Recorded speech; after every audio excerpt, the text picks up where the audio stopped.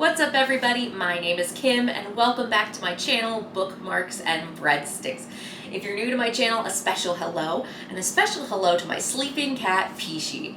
The shirt I'm wearing today is Semicolon, that supports the Semicolon bookstore here in Chicago that is Black owned and woman owned.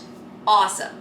Guys, as we get into the holiday season, please keep in mind that small businesses, especially independent bookstores, are struggling now more than ever. Please support your local bookstores and order your holiday gifts early to allow for shipping and transportation.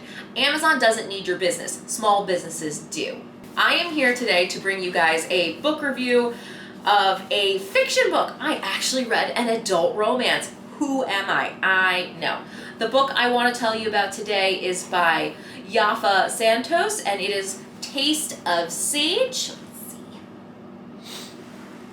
So I actually listened to Taste of Sage as an audiobook. I've been on a real audiobook kick lately. Nothing wrong with that. In general, the book itself is just shy of 300 pages, coming in at 293, and the audiobook was about 6 hours, so very easy to get through, and that is on regular speed. I am not someone who can listen to books fast forward.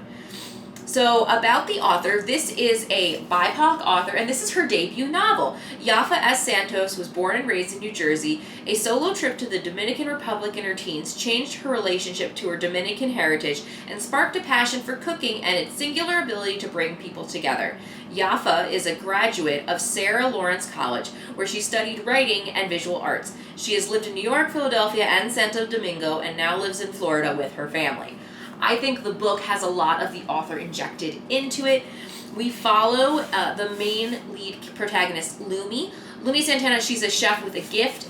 When she eats your food, she can taste the emotions of the person who made and prepared the food. So if you've ever cooked when you're in a bad mood, the food to Lumi will taste like garbage. If it's filled with love, it blows her mind. And that's the big plot point of the book. So Lumi has, at the start of the book, has opened her own first restaurant, Cara Luna, and it unfortunately has closed. Now she needs to pay the bills, and she takes a position as a sous chef at this very uptight French restaurant owned by Julian Dax. Julian Dax you could equate to like a Gordon Ramsay, but younger, like a celebrity chef. He's famous. He's really good at what he does, but he's just very famous and also known for punching critics in the face. So that's great. The one thing that Lumi promises herself is that she will not eat his food. And of course that fails. And once she does, she falls in love with it and eventually will fall in love with him.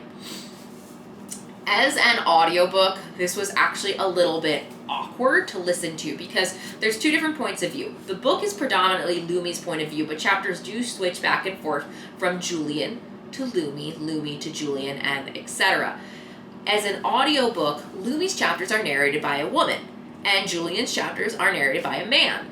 But every time you're in Lumi's head and she's having a conversation with Julian, the narrator is a female disguising her voice to sound like a male, and I just found it off-putting. The second thing about the audio experience I didn't like is perhaps I didn't know this was going to be so steamy. So here I am in the middle of listening to an audiobook out loud, and all of a sudden, we're just going to have sex. So, learning lesson for me as someone who doesn't read a lot of romance books, put your headphones on. In general, I would give this book a solid 3 out of 5. I think there are things I loved and things that can improve.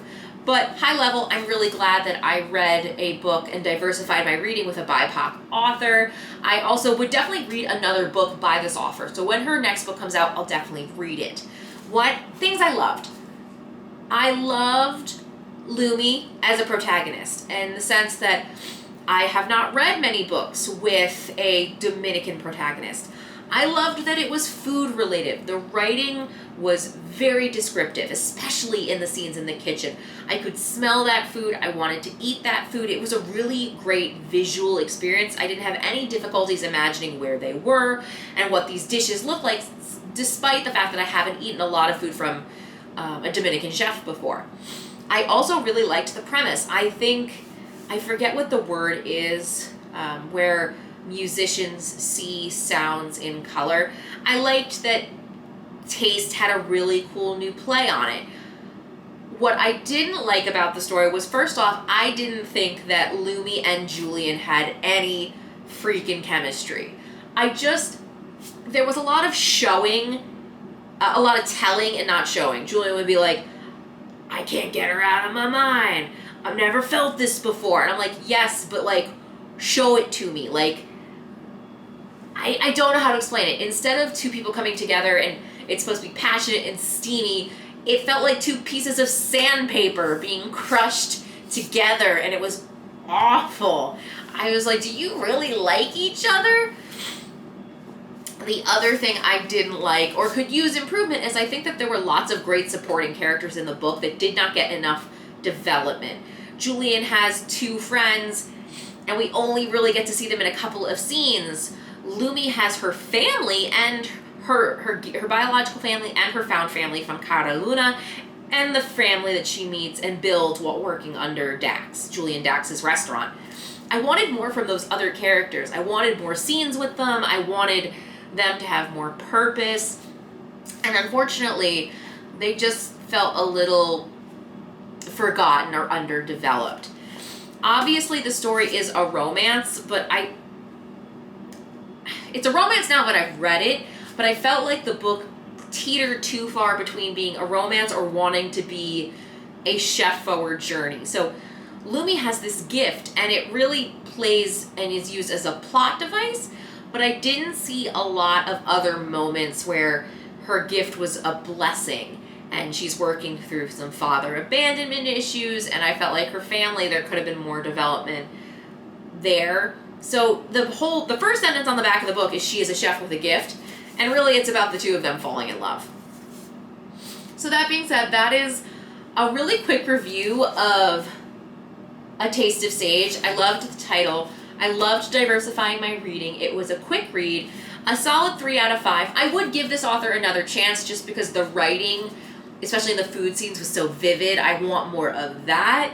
So let me know in the comments below. Have you read Taste of Sage? Do you have a different opinion than I do about this book? I would love to hear from you, especially people who read way more romance books. I completely admit this is me going out of my comfort zone. I'm glad I did, but I'd love to hear from you guys below. Would you pick up this book? Would you give it a chance? It was actually on like a lot of indie book lists this past summer, and people have responded really well. So I'm just wondering if there's something wrong with me.